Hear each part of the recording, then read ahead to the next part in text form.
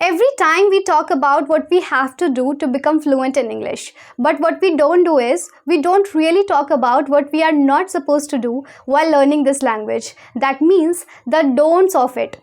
So in this video today, I'll be talking about this only, and every statement of mine will be based on my experience only, what I observe in people, what I ask them to do. However, they don't follow and they think it won't work, and according to them, or if I put myself in their shoes, so yes, they are right, because until you reach to that position where the person is speaking or talking about, so you cannot really understand that he or she is right or not. So you can only learn it when you commit those mistakes or when you reach to that position. But still, if someone is speaking something, then he or she might be speaking with some experience. So try to listen to them, try to understand them, and if possible, then follow them. The first point I am mentioning is there is a rush to collect knowledge and materials. What I mean is, whenever you join any organization, or if you have any trainer, or if you are learning on your own, so there is always a rush. You have to collect knowledge and material. You always think that today I will grasp all these things, means I'll be learning, I'll be listening. That's all right, I'm not saying that it's wrong, but rush, why I'm using this term, it's because you think I need to make notes, and if you have any trainer, if you are in the organization, so you keep asking your trainer that provide me this, I'm not getting these materials, provide me PDFs. Again, I'm saying it's all right that you are asking for the PDFs and all, but it becomes wrong when you only ask for this and you don't implement on it, and you just don't work on it, then it becomes wrong. Here 50-50 concept will work. That means if you are learning something by 50%, then you have to release it also by 50%, or you have to implement it with the same amount. You cannot hold it in your head, or you cannot just accumulate it in your head. Implementation plays a vital role here, trust me. For instance, or I think I should take my example only. So there was a student of mine, it had been only few days of him joining my sessions. He was in a rush to get my PDFs. I told him that I do have materials, I do have a lot of PDFs, and I'll be sending you one by one, or I will be sending you gradually. But I don't know, he couldn't hold his horses, and he kept on asking me that I reminded you yesterday, you didn't send me. So what will you do with those PDFs if you are not understanding what I'm teaching you in my classes? If you're not understanding the difference between do, does, has, have, if you're not able to speak it perfectly, or nobody is perfect anyways, it could be a wrong term, but what I'm saying, if you are not able to understand the basic one, I will be giving you the PDFs if I have taught it in the class. For example, if we are doing present tense or past tense, or we are in the tense series, for example, and if you are asking me the series of modal verbs, so does it have any uses? It doesn't make any sense that we are doing tenses and you are asking me the PDFs of modal verbs. You will do nothing, but you will just overwhelm yourself with all these things, because whenever you see any book, or whenever you try to explore something in a book or in a PDF or any kind of document where something is written like this, so it will just overwhelm you. It will do nothing. It will not, it may give you knowledge for sure, but it has no use again, because what you have to do, again the same concept, what you are learning, you have to implement it also. And you don't have to learn that, you don't have to get into the bookish terms, or like what is noun, pronoun, adverb, adjective. What will you do with all these things? It's not going to help you at all. So you have to learn only the basic rules, or should I say that you need to learn the constructions. If you are learning constructions, and only the basic rule that would help you to speak. So learn the constructions, learn how it is happening, so that you can implement, or you can apply it in multiple sentences. For example, if you very well understood the difference between do, does and has, have, so from now on you will be able to use it nicely or in a better manner in most of the sentences, because it doesn't have limited sentences at all. It has immense usage of these things, so it's just unlimited. You can use it in multiple sentences. The conclusion here comes is you need to implement what you learn. You just cannot pile it up in your head. Okay, The second don't is about grammar only. What do you do? Suppose if you have to speak, you will think, am I going to speak right? What if I make mistakes? Even if you speak, or if you're in the flow, what do? You just stop yourself right there and you think, did I speak right, or what did I just speak was correct or not? So from there only you start losing your flow, and then you cannot maintain it anymore. Once the flow breaks, it's very difficult to catch it again. So the thing that I'm suggesting to you people here is, once you start speaking, do not really care. Okay, if you think that you were making mistakes in past, or the previous sentences you said were not so correct, then what you have to do is, you need to take a good breath. You need to perform that breathing exercise. You have to take good pauses, long pauses. That means around 3 to 4 seconds of pauses you can take while you are speaking. There should be a calmness in your voice. And you need to think well. I'm not saying that use the filler words like, you know, I mean. I'm not asking you to use the filler words. Rather, you take good pauses.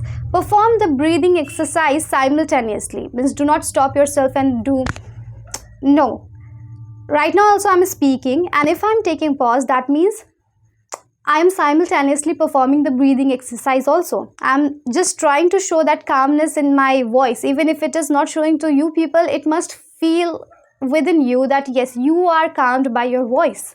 So that calmness, that pauses, that breathing will help you to commit less mistakes.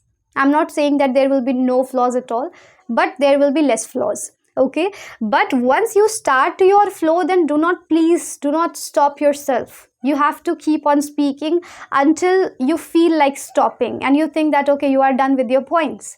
So take care of your grammar only when you are learning it, not when you are exactly speaking. Because for example, if you're testing yourself, there is a test. It's a testing platform for you when you are speaking with somebody, and when you are speaking in there you start learning grammar, there you start judging yourself, then it will not work in your case. Then it will make you feel demoralized only. Don't let it happen. Once you are speaking, speak with a good flow. Just speak as if you are delivering your information. And when you are learning, when you are talking to yourself, when you are extremely conscious and you think that nobody is watching you, then you learn your grammar and you speak also simultaneously. But not when there is a testing platform. I'm giving this a term as a testing platform. That means when you speak to strangers, or when you are supposed to speak to somebody. Suppose if you have to speak to a customer care, there you will not be judging to your grammar that whether it is right or not. You just have to convey your information to that person. The third point is, you expect quick results. Why do you expect this immediate results? I again explain you this with one of my students' example. It had been around 1.5 weeks and he started asking, and he was frequently asking me this question that have I started speaking fluently? Are you serious? It's been around 1.5 weeks and you are asking that you have become fluent or not. Am I finding any errors or not? Definitely I'm finding errors. This is not the correct time to ask me this question. I will automatically give you the feedback, and obviously that how the person would know that I would give him the feedbacks and all, that is not a fault. You might be thinking that I'm contradicting my own points. See, things are okay, but not really okay. Overdoing is not at all good. So do not ask people that is it okay, like have I started speaking fluently, or everything is going fine. It cannot be fine at all in just 1 or 2 weeks. You need to wait for this at least 1.5 months at least, I'm saying, okay, to see a slight improvement in you. There would be not a very big improvements. I am not saying that. So do not think just you have just spoken for 2 to 3 days and then you check yourself. It's just like analyzing your weight in the weighing machine, that you eat banana shakes, you take protein, and just after 2 to 3 days you go and check your weight. This process is even slower than the process of your weight, that whether you are gaining or losing your weight. Okay, so do not, again I'm saying, Just don't be desperate too much for your results. Just wait, just keep calm, and you just think that you have to speak. You just need to go with the flow. Keep speaking, keep learning, keep grasping the knowledge, and do not think that what's happening with me, where are the improvements, why am I still making mistakes. You are not supposed to think all these shits. The fourth point is vocabulary problem. What do you do with your vocabulary? Sometimes people come and literally ask me for the dictionary. Are you serious? Which era are you in? You need to get the detailed knowledge, and you need to learn lots of sentences for that particular word. At least you need to cover 5 to 6 sentences to get a better knowledge for that particular word, expression, or phrases.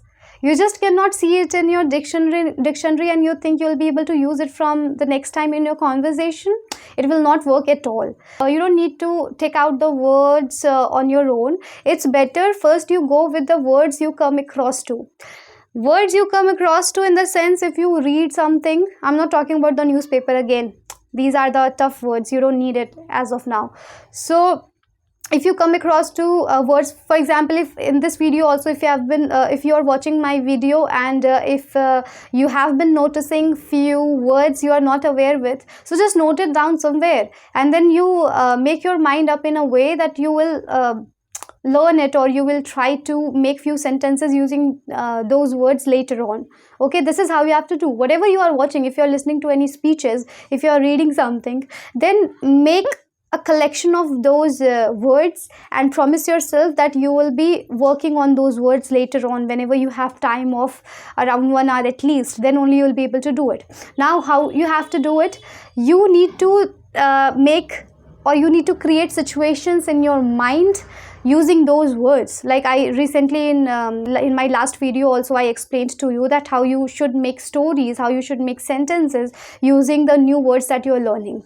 So what I wanted to tell you with this vocabulary problem is, sometimes you buy books also. You buy books, and what will you do with that books?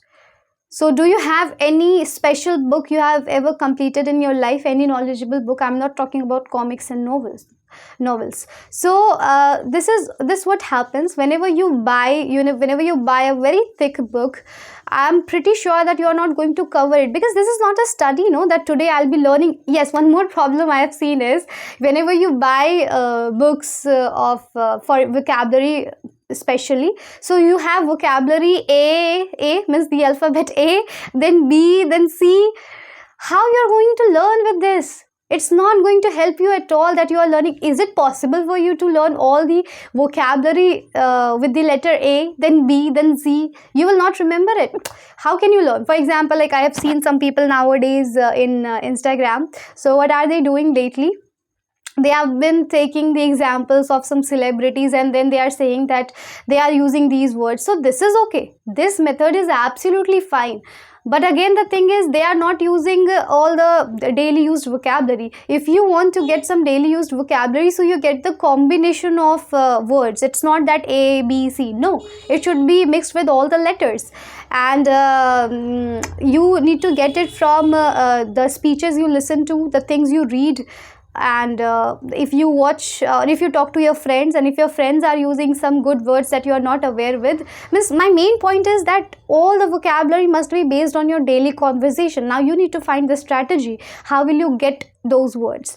And after getting those words, you will be making sentences in your head. You will be creating situations out of them.